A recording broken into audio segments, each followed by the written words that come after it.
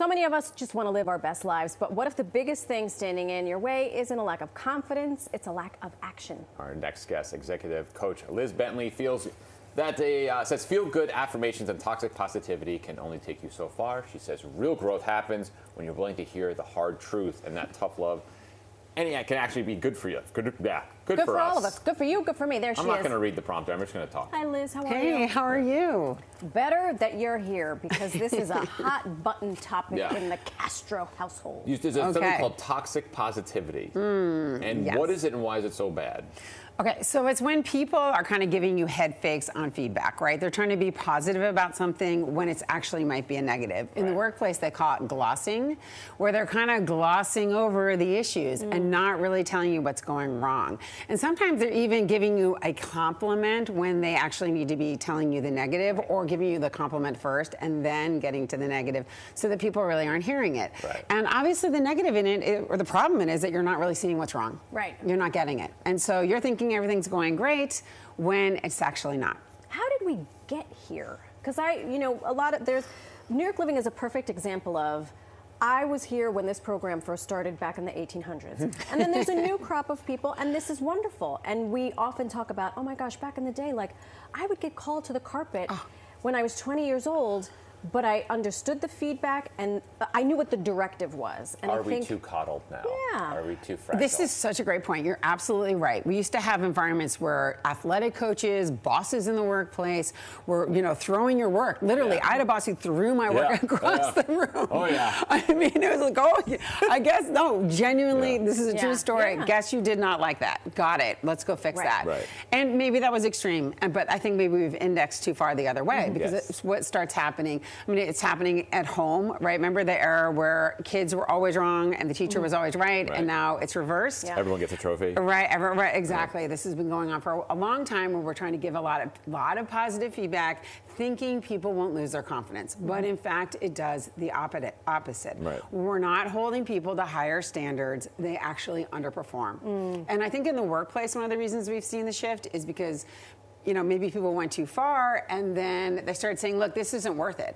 I give negative feedback to somebody who's working for me and then I'm getting a bad review.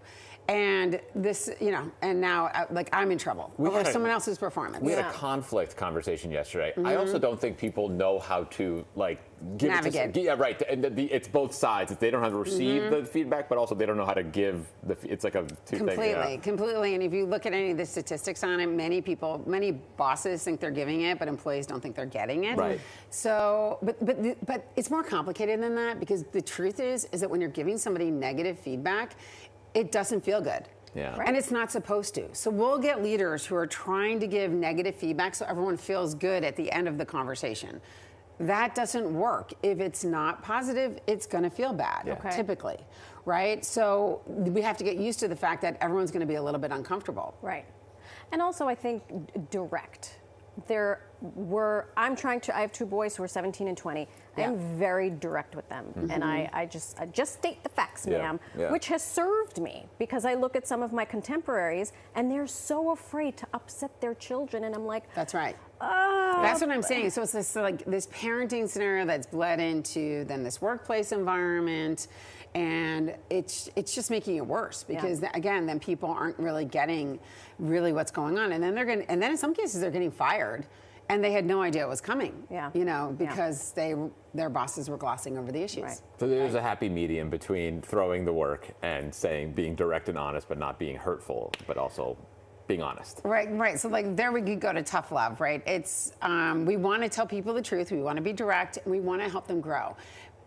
Giving tough love is a way of believing in someone. So it's actually saying, I have confidence in you. I believe you can do better. If I don't believe you can do better, why am I bothering? Right. So most people aren't even going to bother. Yeah. At the same time, let's not throw the work across the room. We don't need to be breaking people down and having no belief in them. Right. Yeah. So we don't need to be belittling them or berating them. And I'll see this too.